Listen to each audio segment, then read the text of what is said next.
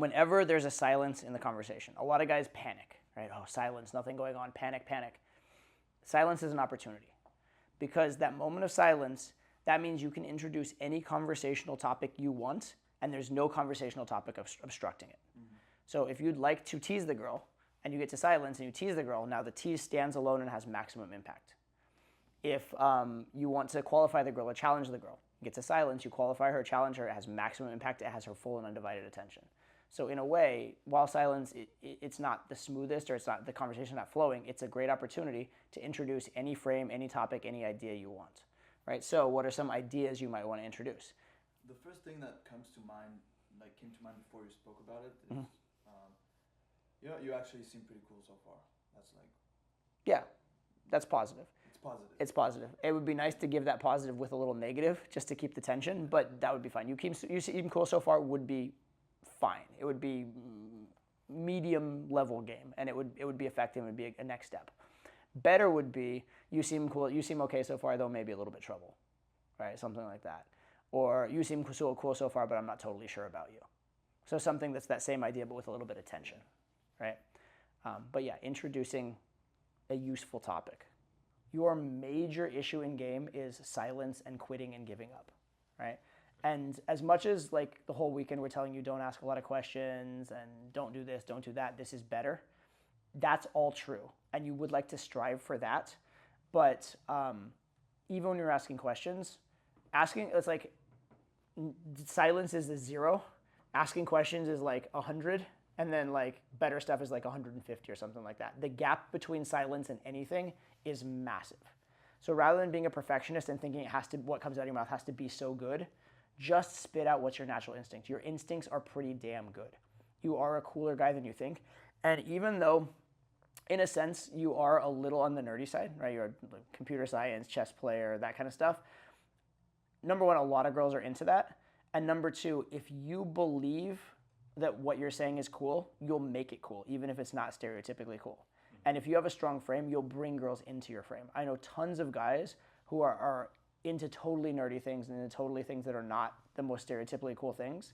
And when girls are around them, the girls are drawn into that world, and suddenly they think they're lame because they're not better at programming a computer, or they don't know how to play chess, or whatever the heck. Does that make sense?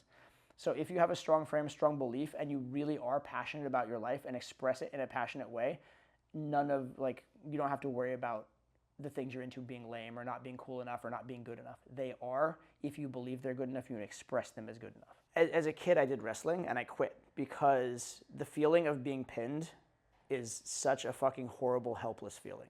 And as an adult, it's not that much better. You know what I mean? Like it's still an awful, terrible feeling. And you have, I'm usually one of the smaller guys. I'm one of the less skillful guys now because I'm very new at it, that kind of stuff. And so you have a guy who weighs 100 pounds more than you potentially on top of you. You can't move him. You are completely helpless, and you're not getting up until he decides to let you up. Yeah, right? I know how that feels. I do a bit jiu-jitsu. Okay, exactly. And so there's this feeling of like just awful, smashed claustrophobia feeling potentially, right? But one of the things I found helped me with that at the start, I'm getting much better with it, is I'm just like, because you don't want to like tap to pressure because that's just lame, right? But what I tell myself, I'm like, I'm gonna just breathe and stay here for 30 seconds. And if things haven't improved by then, or if it's like, if I haven't found anything by then I can allow myself to tap. But I'm just gonna I'm gonna make myself just deal with this for 30 seconds. Because I know I'm not gonna suffocate in 30 seconds. I can hold my breath for 30 seconds. You know what I mean? It's the same thing. Same thing here. When you feel like I want to leave, be like, I can leave. I give myself permission in 30 seconds. But I'm gonna just stay 30 seconds past the discomfort. I'm not gonna die in 30 seconds. Nothing awful is gonna happen in 30 seconds. Just make myself stay that 30 seconds more and try one more thing. And most of the time, that one more thing you try will make things better.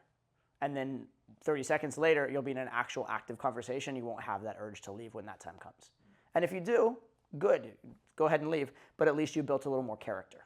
So it'll be a little bit easier the next time, right? So if you're like, I can never leave this and I'm stuck here, now you just panic, right? But if you're like, I can leave in 30 seconds, that gives you the light at the end of the tunnel, and now you can just focus on that 30 seconds. And most of the time, again, when you arrive at that point, it'll be better. The biggest things that helped me when I was at your stage was number one, I got to a point where it hurt more to not approach than any result that could ever come from the approach. Right? The idea of rejecting myself was just absolutely never again. Right?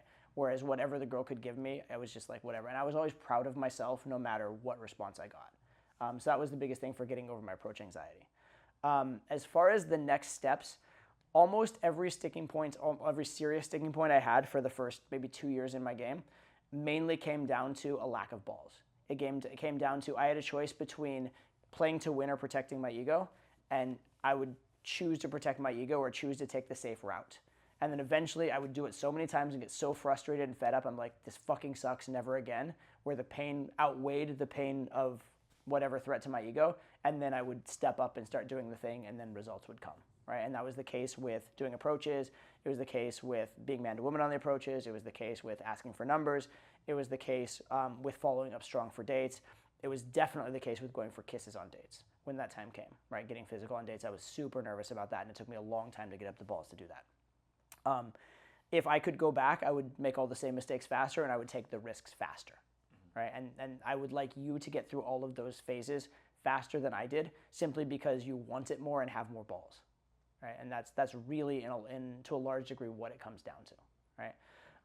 And it is a balancing act each time you go out, because on the one hand, just doing the approach is a victory, and you need to treat it as such and enjoy that. And reward yourself every time you do the approach. Even if you go ask for directions and leave for your first set of the day, that's a good job. You did the approach, especially right after boot camp when you're developing the habits, etc. But you're also you're starting to get to a decent level in game. You're starting to get to where you can have good conversations. You're getting numbers from cute girls.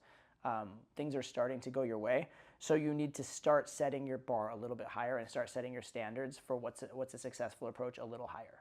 And what I would suggest is that you have two standards. Have one standard for your first X number of approaches, maybe first 3 approaches of the night, or maybe first 5 approaches of the night or day or whatever. So for the first 3 approaches, every approach is a victory, just doing it's a victory.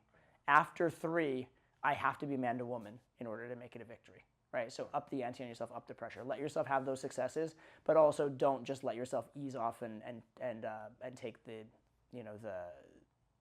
too easy way out.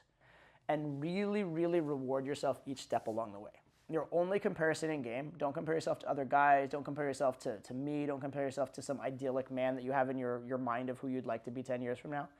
Compare yourself to you a month ago, or 2 weeks ago even would be fine for now, because you're gonna make really, really fast progress at first.